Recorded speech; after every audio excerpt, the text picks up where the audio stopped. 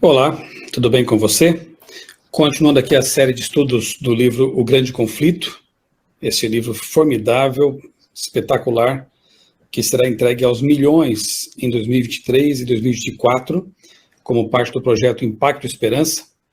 Eu estou toda semana aqui fazendo um resumo, um comentário de cada capítulo do livro, e nós chegamos já aqui ao capítulo 5, que tem como título A Aurora, um capítulo sensacional, emocionante, muito bom, sobre o precursor da reforma, John Wycliffe, o inglês John Wycliffe, que fez a primeira tradução da Bíblia para o inglês, entre outras muitas coisas importantes que ele fez ali no século XIV. Ele viveu entre 1328 e 1384, na Inglaterra, como eu disse, e este capítulo aqui, o capítulo 5, trata basicamente dele.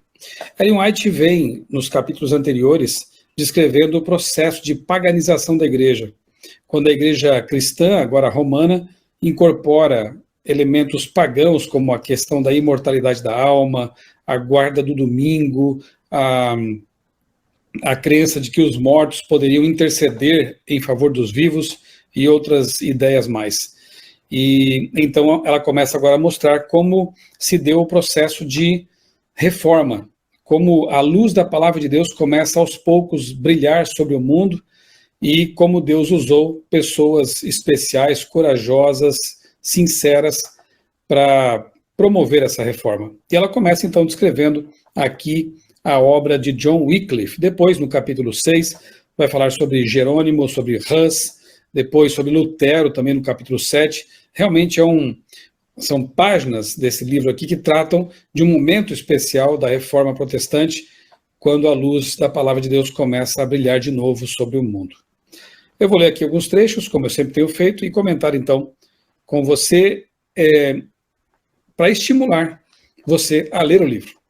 Antes de entregá-lo no próximo ano, em 2024, antes de distribuí-lo aí aos amigos, nas casas, nos semáforos, que você possa ler o livro, estudar o livro e ser abençoado também pela leitura desse livro. Se você não fez ainda isso, quero convidá-lo. Se já leu, quem sabe é o momento de reler um livro tão importante. Havia chegado o momento de as escrituras serem entregues ao povo na própria língua. Tinha passado a meia-noite do mundo. Em muitas terras, sinais da chegada da aurora se aproximavam. Como eu disse, são os primeiros raios de luz que vão desembocar, explodir naquilo que ficou conhecido como Reforma Protestante. No século XIV, surgiu na Inglaterra a estrela da manhã da Reforma. John Wycliffe se destacou na faculdade por sua espiritualidade fervorosa, bem como por seu conhecimento acadêmico sensato. Eu vejo em Wycliffe uma boa união, como também em outros personagens históricos, uma boa união entre o conhecimento acadêmico e a vida espiritual. Claro que o conhecimento acadêmico sozinho não é grande coisa, pode te dar um bom emprego, pode te dar projeção na vida, mas em termos espirituais e salvíficos, não representa muita coisa. Mas quando esse conhecimento acadêmico, intelectual, é unido com uma vida devocional, uma vida de fé, de conhecimento da palavra de Deus, aí sim, esse conhecimento se torna uma grande bênção, que é o que veremos aqui realmente aconteceu na vida de Wycliffe. Enquanto Wycliffe ainda estava na faculdade, começou a estudar as Escrituras. Antes disso, sentiu uma grande carência, que nem os estudos acadêmicos, nem os ensinos da igreja eram capazes de suprir. Na palavra de Deus, encontrou aquilo que buscava. Viu Cristo ser apresentado como único advogado, nosso único advogado. Decidiu proclamar as verdades que descobriu. Que experiência bonita essa, né? Wycliffe percebeu em sua própria vida que o conhecimento por si só, que o academicismo, que qualquer outra coisa, sem Deus, não satisfaz os anseios do coração, da alma, da mente. E ele, então, quando começa a estudar a Bíblia Sagrada com mais profundidade, encontra ali o amigo Jesus e tudo muda na vida dele. Isso pode acontecer com você também. Você, quem sabe, um universitário, alguém que está aí estudando alguma faculdade, algum mestrado, doutorado, que ainda se sente desconfortável com a vida, alguma coisa está faltando, Quem sabe você não possa passar pela experiência que o John Wycliffe passou também, de encontrar na palavra de Deus e em Jesus, que é revelado pela palavra de Deus, aquela peça que falta, que na verdade é a coisa mais importante que podemos encontrar na vida. Percebeu que Roma havia abandonado a palavra de Deus, trocando-a pelas tradições humanas. E aí, ao estudar a Bíblia, Wycliffe percebeu que a igreja romana havia se afastado dos princípios, das doutrinas, das verdades da palavra de Deus. E isso fez com que ele se incomodasse e passasse, então, a ensinar a verdade contida na palavra de Deus. O Papa dera poder a esses monges, ela fala mais aqui sobre monges, sobre a atuação desses clérigos, e diz então, na página 39, que o Papa dera poder a esses monges para ouvir confissões e conceder perdão, uma grande fonte de mal. Os frades, ávidos por dinheiro, estavam tão dispostos a conceder perdão que os criminosos os procuravam, e os piores vícios cresceram rapidamente. Claro, as pessoas procuravam esses clérigos em troca de dinheiro, então conseguiam ali, entre aspas, o perdão de seus pecados, mas não era um arrependimento genuíno, e aqui diz que doações que deveriam ajudar os pobres e doentes iam para os monges. A riqueza dos frades crescia constantemente, suas construções magníficas e mesas luxuosas e fartas tornavam ainda mais óbvia a pobreza crescente da nação. Entretanto, os frades continuavam a se aproveitar do povo supersticioso e levá-lo a crer que todos os deveres religiosos consistiam em reconhecer a supremacia do Papa, adorar os santos e fazer doações aos monges. Essa seria a maneira segura de garantir um lugar no céu. Isso é triste mesmo, lamentável, é histórico, é conhecido, é sabido, e mais triste é saber que ainda hoje há religiosos, líderes religiosos, que, mais ou menos como fizeram esses religiosos aqui do passado, se valem da religião, da boa-fé das pessoas para ganhar dinheiro, para conquistar posição, para ter uma vida que não tem nada a ver com a vida de Cristo e de seus discípulos. Deus vai pedir contas de pessoas que fizeram da religião um negócio, com certeza. Depois que Wycliffe voltou para a Inglaterra, o rei o nomeou reitor de Lutterworth. Isso lhe garantiu que seu discurso aberto não havia desagradado o rei. A influência de Wycliffe ajudou a moldar as crenças da nação. Veja a importância desse homem para toda a Inglaterra. A influência dele ajudou a moldar as crenças da nação. O Papa logo enviou trovoadas sobre ele, promulgando 3 editos, ou bulas papais, que ordenavam ação imediata para silenciar o professor de, aspas, heresias. Nós vamos ver aqui que durante toda a vida, não foi muito longa a vida dele, mas durante toda a vida de Wycliffe, o Papa e os prelados e as autoridades romanas estiveram no pé dele tentando calá-lo. Só não conseguiram porque Deus realmente o protegeu. A chegada das bulas papais colocou toda a Inglaterra sob a ordem de aprisionar o herege. Parecia certo que Wycliffe logo cairia diante da vingança de Roma. Contudo, o mesmo Deus que declarou a Abraão: não tenha medo, eu sou o seu escudo, Gênesis 15:1, estendeu os braços para proteger seu servo. A morte sobreveio não ao reformador, mas ao Papa, que havia ordenado sua destruição. Sim, porque aí Gregório XI foi, ou Gregório XI, a morte dele foi sucedida pela eleição de 2 papas rivais. Um excomungou o outro. Olha que momento curioso aí na história dos papas, né? 2 papas sucederam Gregório XI e cada um deles convocou seus fiéis a guerrear uns contra os outros, fazendo cumprir as suas exigências, não apenas por meio de maldições terríveis contra os inimigos, mas também por promessas de recompensa no céu para quem os apoiasse. Então, cada um desses papas prometeu aos seus seguidores, ali, seus guerreiros, que se derrotassem o exército inimigo, ganhariam um lugar no céu. Veja que coisa. As facções rivais usaram todos os seus recursos para atacar uns aos outros, e por um tempo Wycliffe teve paz. Então, como agora esses papas estavam com a atenção voltada para o inimigo, cada um deles, um inimigo do outro, Wycliffe teve paz, então teve tranquilidade para continuar seu trabalho, continuar a sua influência. É dito aqui que Wycliffe convocou o povo, conclamou o povo a refletir se esses dois papas não estavam falando a verdade, ao chamar um ao outro de anticristo. Interessante, usou o argumento, né, de que se um papa estava dizendo que o outro era o anticristo, será que os dois não tinham razão? Determinado a espalhar a luz por todas as partes da Inglaterra, Wycliffe organizou um grupo de pregadores, homens simples e devotos que amavam a verdade e queriam disseminá-la. Eles ensinavam nos mercados, nas ruas das grandes cidades e nas estradas do campo, procurando os idosos, enfermos e pobres, anunciando a eles as boas novas da graça de Deus. Mais ou menos como Jesus fez com os discípulos, convocou essas pessoas sinceras para aprenderem a verdade bíblica e espalhar o amor prático às pessoas que mais precisavam.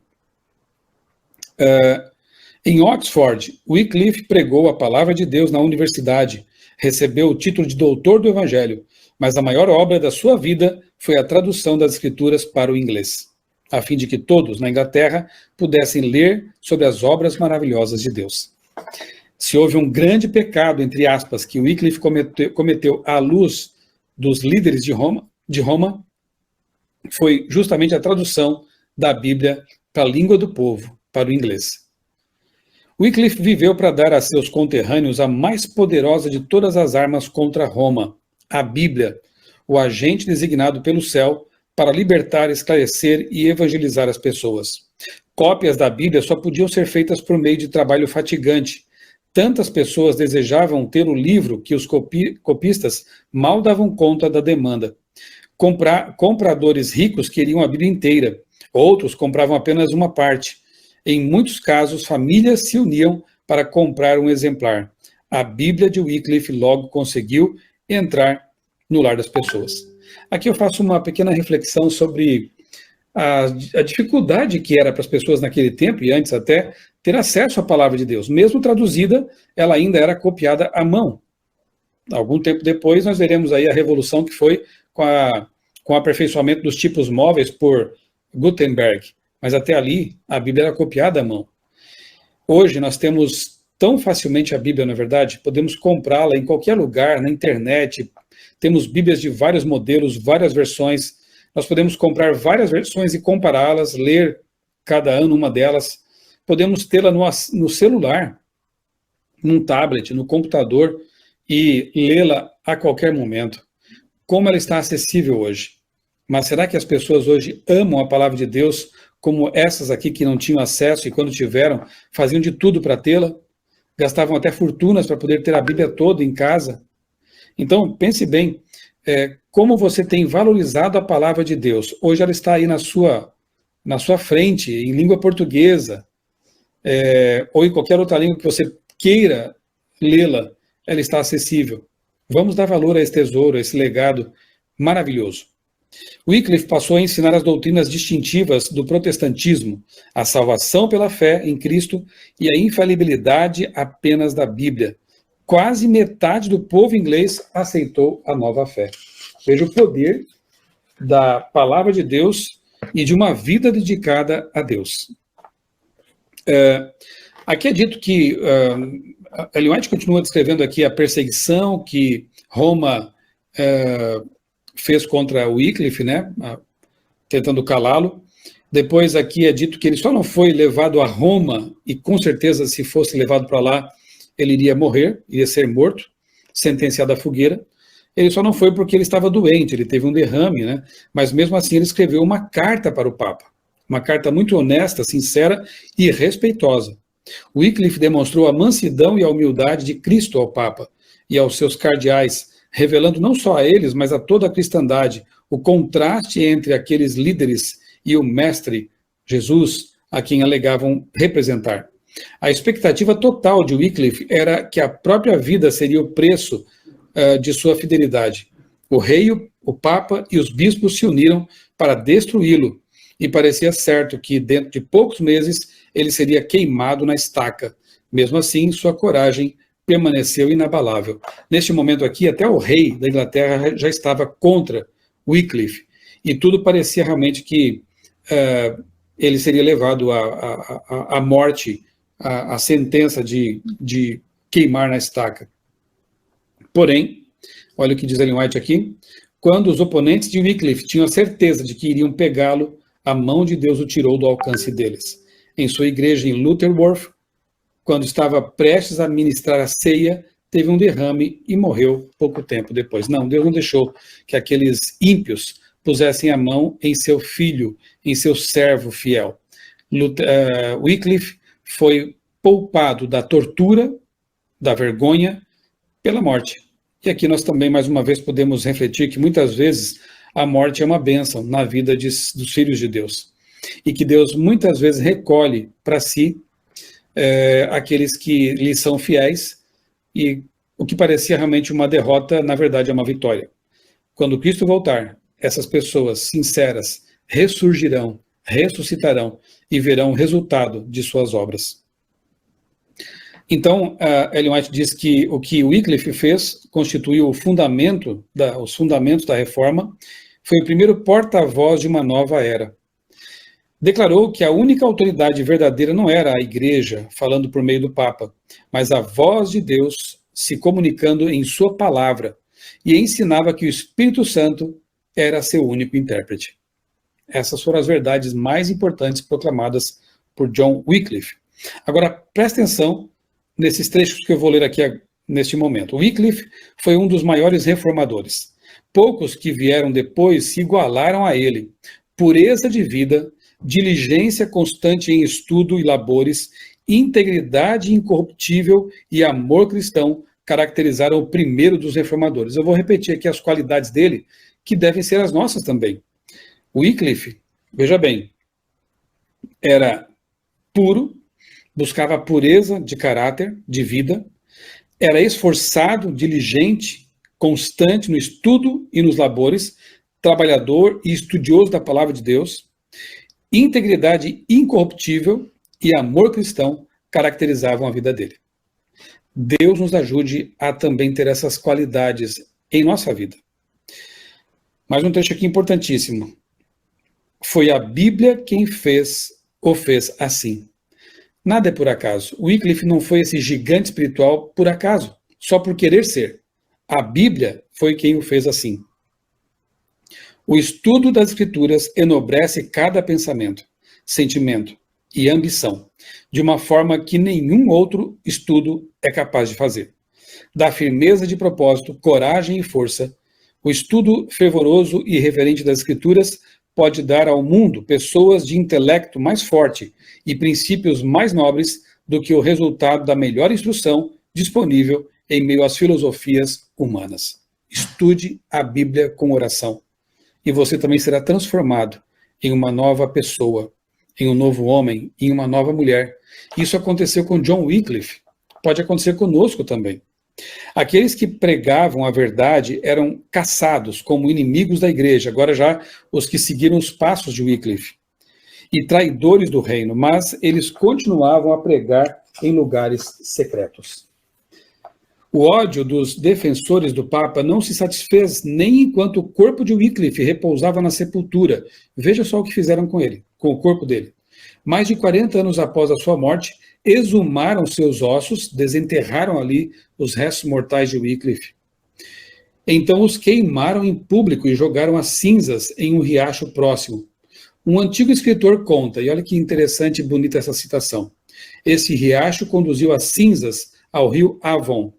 O Avon as levou ao Severn, o Severn a mares estreitos e os mares ao grande oceano. E assim as cinzas que se tornaram um símbolo de sua doutrina, hoje espalhada pelo mundo inteiro. Que lindo, né?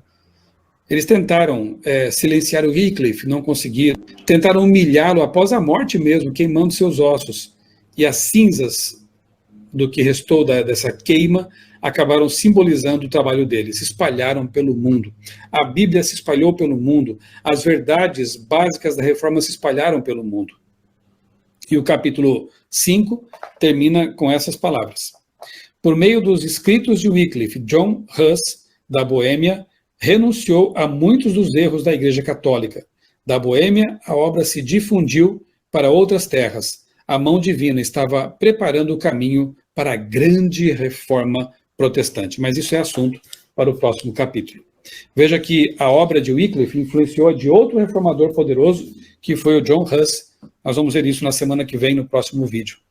Deus nos ajude realmente a ser imitadores desses nobres servos de Deus do passado, que dedicaram tempo, esforços e até a vida para fazer com que as verdades da palavra de Deus alcançassem o mundo. Que nós também possamos agora, em nosso tempo, espalhar as verdades salvadoras da palavra de Deus.